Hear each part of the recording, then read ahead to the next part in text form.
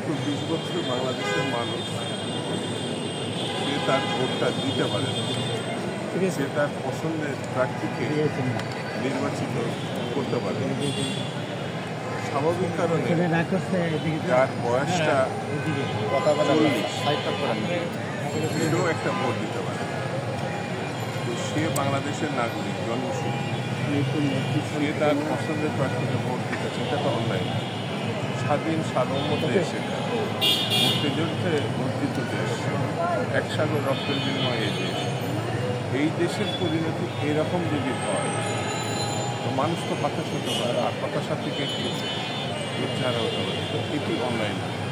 সে তার প্রত্যাশা মতো একটা ভূমিকায় সে নিজেকে দাঁড় করেছে আমার কাছে। এই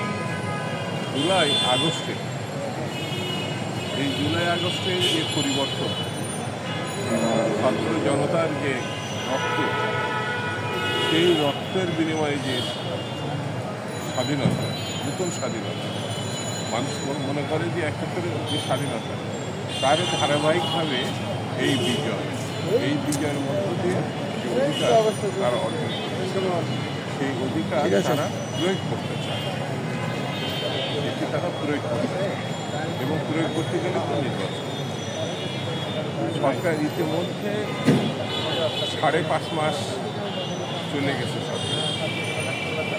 আগামী দিনে যদি 5 মাসের পরে একটা কিছু দেখতে চায়, এইরকম সম্ভাবনাও দেখছে না মানুষ সরকারের কার্যক্রম পরিচালনা।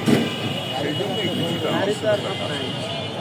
কি মনে হয় সরকার আসলে সব সেক্টর, সব বিভাগগুলোকে ঠিকমতো কার্যকরীভাবে আদায় করে নিয়ে আসতে পারছে? একটা রাজনৈতিক সরকার, আর গত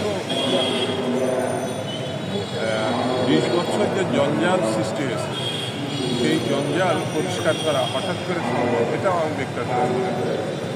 একটি ধারাবাহিক পরিস্থিতির মধ্যে দিয়ে যদি সরকারকে নিয়ে যাওয়া যায়, অর্থাৎ একটি নির্বাচিত সরকার, যে সরকারের দায় থাকবে, দায়িত্ব থাকবে, জবাবদিহিতা থাকবে, এই সরকারে কিন্তু জবাবদিহিতা না, এটা নির্বাচিত সরকার, সাংবিধানিক সরকার।